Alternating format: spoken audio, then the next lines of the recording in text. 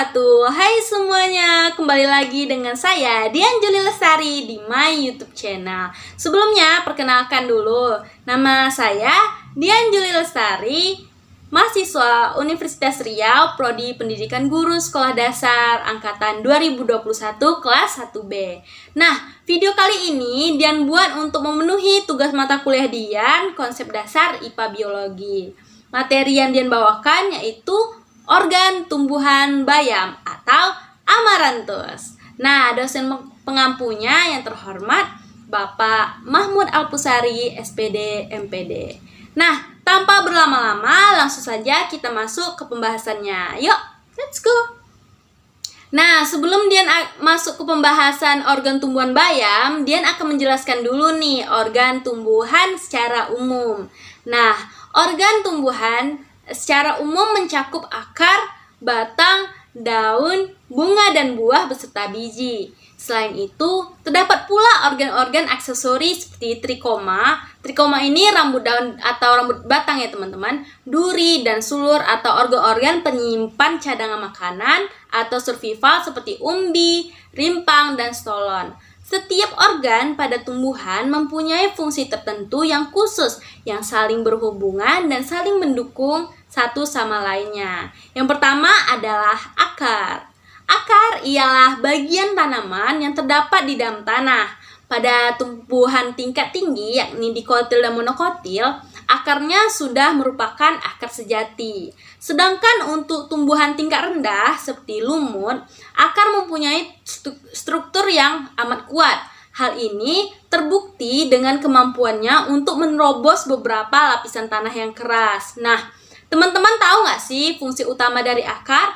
Nih, yang pertama, untuk menyimpan cadangan makanan. Yang kedua, untuk menyerap air dan garam-garam mineral terlarut. Yang ketiga, mengokoh tumbuhan pada tempat tumbuhnya. Nah, akar memiliki struktur yang sangat kuat. Hal ini terbukti dengan kemampuannya untuk menerobos beberapa lapisan tanah yang keras. Kemampuan akar untuk menerobos lapisan tanah ini dikarenakan akar memiliki lapisan pelindung yang disebut dengan kaliptra atau tudung akar. Nah, yang selanjutnya yaitu batang. Batang ialah bagian tubuh tumbuhan yang ada di atas tanah, serta tempat melekatkan daun, bunga, dan buah. Nah, fungsi batang ialah yang pertama, sebagai penyokong dari tumbuhan itu sendiri. Yang kedua, untuk mentransformasikan zat-zat makanan ke seluruh tumbuhan. Ketiga, untuk mengangkut air dan mineral dari akar, dari daun, serta zat makanan hasil fotosintesis ke seluruh bagian tumbuhan. Nah, struktur batang apa aja sih? Yang pertama yaitu kulit luar. Memiliki dinding luar sel-sel yang menebal dan bermodifikasi menjadi rambut-rambut halus, duri, dan lentisel. Kedua, kulit pertama terletak di sebelah dalam epidermis, tersusun dari jaringan parenkim dan jaringan penunjang. Kulit dalam merupakan batas antara korteks dan stele, biasanya disebut florterma, yang mengandung amilum dan sarung tepung. Nah, silinder pusat tersusun dari jaringan parenkim yang membentuk empulur batang. Pada tumbuhan dikotil, batang mengalami perubahan menjadi jaringan primer atau bakal daun, tunas ketiak, epidermis korteks, ikatan pembuluh, dan empulur. Sedangkan pada tumbuhan monokotil, batang berkembang menjadi bakal daun, bakal tunas ketiak, epidermis, ikatan pembuluh tersebar. Empulur yang berada di tengah lingkaran batang merupakan organ tumbuhan yang selalu mengalami pertumbuhan memanjang. Hal ini disebabkan pada bagian ujung batang terdapat titik tumbuh atau jaringan meristem batang. Nah, yang selanjutnya yaitu daun. Daun merupakan salah satu organ yang sangat memegang peranan penting dalam kehidupan tumbuhan ialah daun. Mengapa demikian? Karena pada daun terjadi proses fotosintesis yang menghasilkan berbagai bahan makanan untuk pertumbuhan. Di dalam daun terdapat zat warna yang disebut apa teman-teman? Ya, betul, klorofil, yakni semacam pigmen yang dimiliki oleh berbagai organisme yang berperan dalam proses fotosintesis. Daun dibedakan menjadi daun tunggal dan daun majemuk. Berdasarkan susunannya, tulang daun yang menyirip misalnya daun mangga dan jambu, yang menjari misalnya singkong, dan sejajar misalnya jagung, tebu, padi, dan alang-alang. Nah, fungsi daun, ada tahu fungsi daun? Nah, tempat memasak zat-zat makanan yang diserap oleh akar, sebagai alat pernapasan bagi tumbuhan, sebagai tempat terjadinya penguapan air, sebagai tempat penyimpanan cadangan makanan, lalu sebagai alat untuk perkembangbiakan tumbuhan, seperti itu. Nah, selanjutnya yaitu struktur daun. Struktur daun dibagi menjadi dua, yaitu struktur dalam dan struktur luar. Struktur luar daun dibedakan menjadi beberapa jenis, diantaranya berdasarkan bentuk daun yaitu pipih, melebar, dan berwarna hijau. Berdasarkan bentuk tulang daun yaitu menyirip, sejajar, dan menjari. Selanjutnya berdasarkan bentuk tepi daun yaitu tepi rata dan tepi bergerigi. Nah, berdasarkan jumlah daun yaitu daun tunggal dan daun majemuk. Berdasarkan susunan daun yang melekat pada tangkai yaitu flotaksis berseling, flotaksis berhadapan, dan flotaksis berpusat. Berdasarkan bentuk yaitu daun bundar, daun jorong, daun bulat telur, dan daun bentuk jantung. Nah, struktur dalam daun terdiri dari epidermis yang terdapat di permukaan atau di bawah daun. Epidermis dilapisi oleh lapisan lilin yang disebut kutikula. Pada bagian ini terdapat stomata yang berfungsi sebagai tempat pertukaran gas.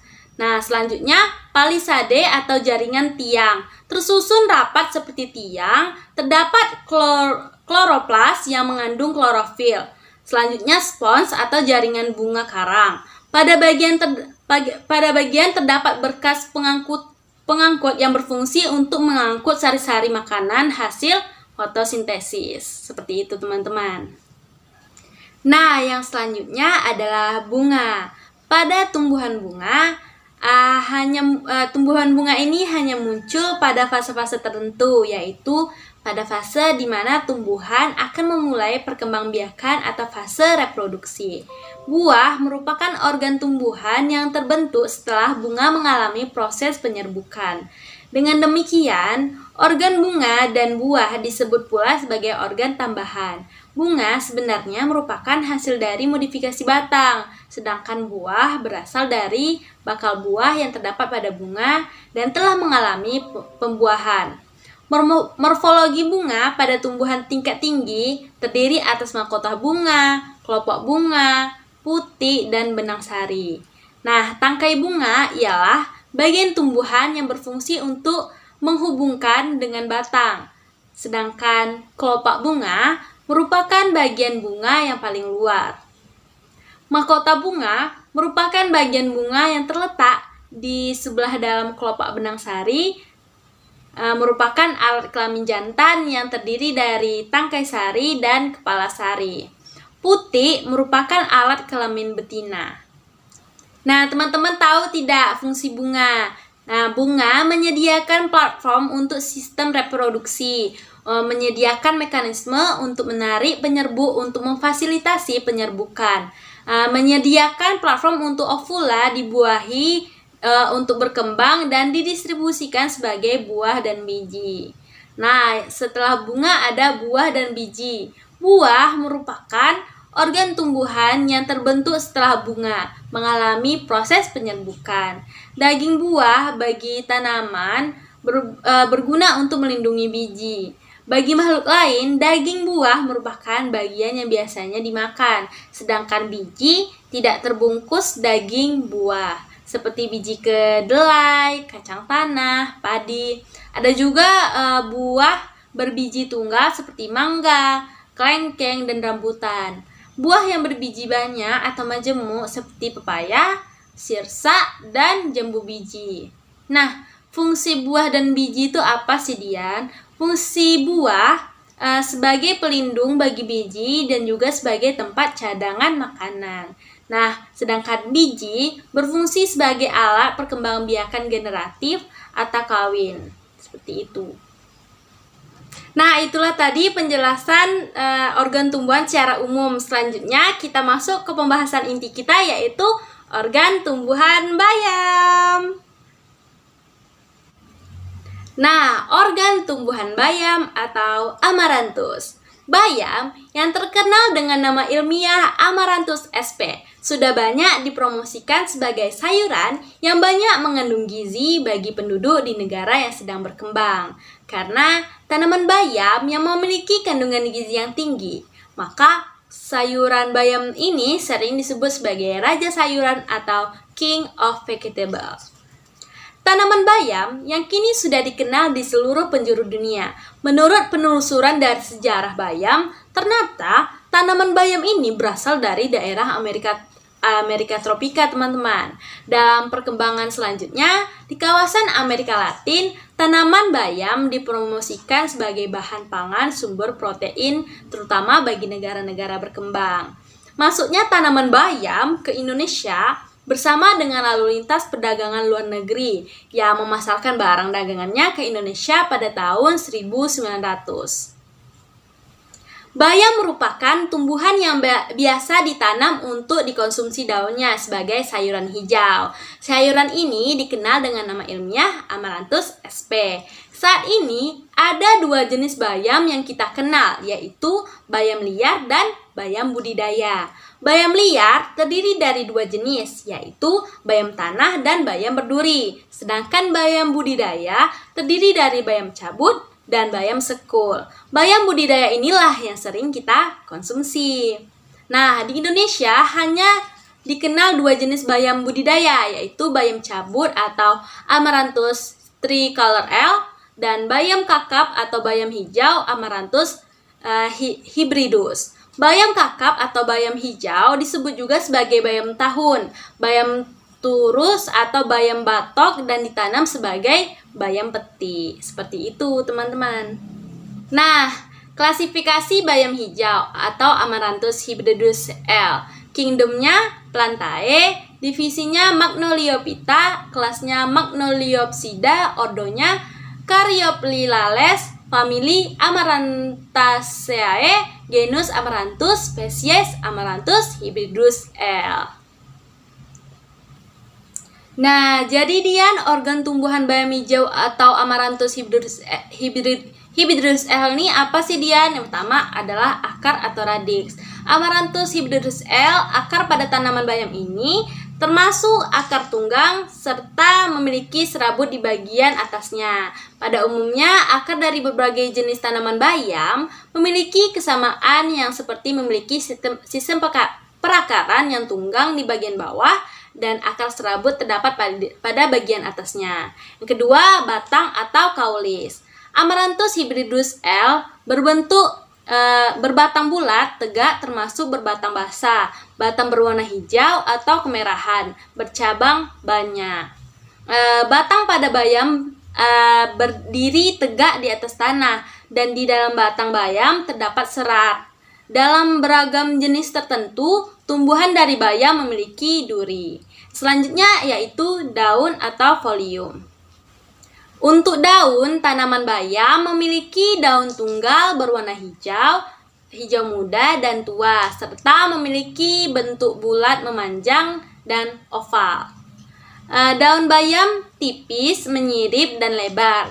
Daun bayam memiliki warna hijau karena banyak mengandung klorofil atau zat hijau daun.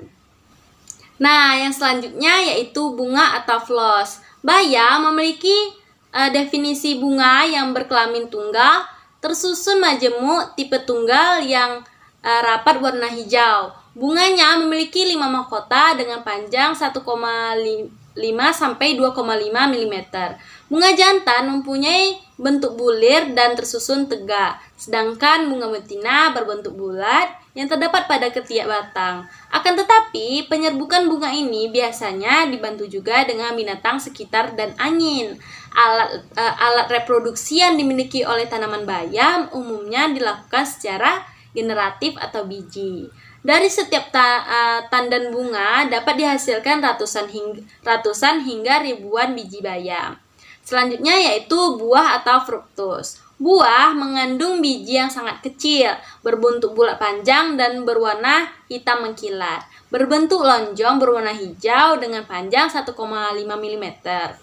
Nah, selanjutnya yaitu biji. Bayam memiliki biji berukuran kecil dan halus, yaitu panjangnya sekitar 0,8 sampai 1 mm. Berbentuk bulat, warnanya kecoklatan hingga kehitaman. Akan tetapi ada pula beberapa jenis bayam yang memiliki biji berwarna putih dan merah. Contohnya bayam maksi. Nah, jadi itu dia teman penjelasan tentang organ tumbuhan bayam. Nah, udah pada tahu kan organ tumbuhan bayam apa aja? Nah, selanjutnya yaitu kandungan nutrisi bayam hijau. Bayam hijau adalah salah satu sayuran yang sering dijadikan sebagai olahan makanan, baik itu menu utama ataupun olahan cemilan yang kaya akan gizi. Nah, bayam hijau memiliki banyak sekali kandungan gizi yang bermanfaat bagi tubuh manusia. Di dalam daun tanaman bayam terdapat cukup banyak kandungan protein, mineral, kalsium, zat besi, dan vitamin yang dibutuhkan oleh tubuh. Selain itu, makan bayam hijau baik untuk mengurangi rasa gatal di mata, bantu mengobati ulkus mata dan gangguan pada mata lainnya. Seperti itu teman-teman, nutrisinya banyak sekali ya. Nah, tadi Dian udah menjelaskan tentang bayam hijau. Sekarang Dian akan sedikit menjelaskan tentang bayam merah.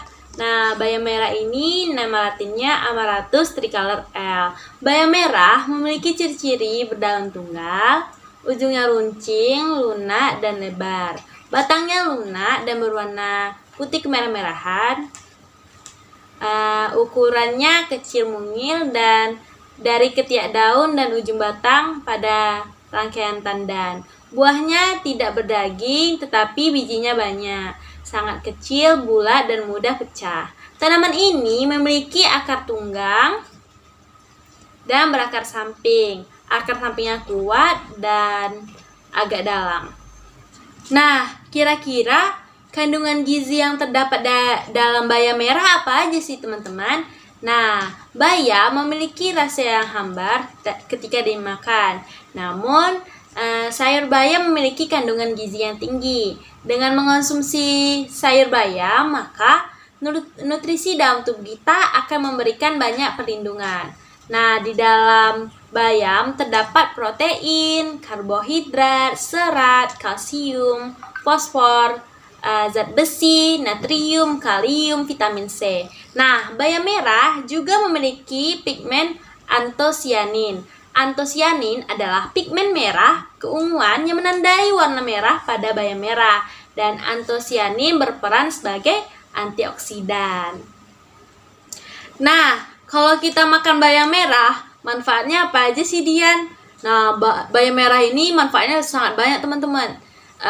Dapat menurunkan resiko terserang kanker, mengurangi kolesterol, memperlancar sistem pencernaan, dan anti diabetes. Selain itu, bayam merah dapat mencegah penyakit kuning, alergi terhadap cat, osteoporosis, sakit karena sengatan lipan atau kena gigitan ulat bulu. Batang dan daun bayam merah dapat digunakan untuk menyembuhkan luka bakar, memelihara kesehatan kulit, dan mengobati kepala pusing. Akar bayam merah bermanfaat sebagai obat disentri. Infus darurat bayam merah yaitu 30% per oral dapat meningkatkan kadar besi serum, hemoglobin, dan hematokrin pada penderita anemia. Nah, selain bayam ini memiliki manfaat, ternyata teman-teman, bayam merah ini memiliki efek negatif juga loh. Bayam mengandung beberapa senyawa alergenik atau memiliki sifat alergen yang jika terlalu banyak dikonsumsi dapat menyebabkan gangguan kesehatan. Salah satu senyawa alergenik yang dominan adalah asam oksalat yang dapat mengganggu fungsi ginjal. Nah, jadi itulah penjelasan organ tumbuhan bayam atau amaranthus. Nah, tadi ada bayam hijau dan bayam merah. Semoga penjelasan dari Dian dapat bermanfaat bagi teman-teman yang menonton. Mohon maaf bila ada kesalahan dan dalam tutur kata dan tingkah laku, mohon dimaafkan. Sekian dari saya. Wassalamualaikum warahmatullahi wabarakatuh.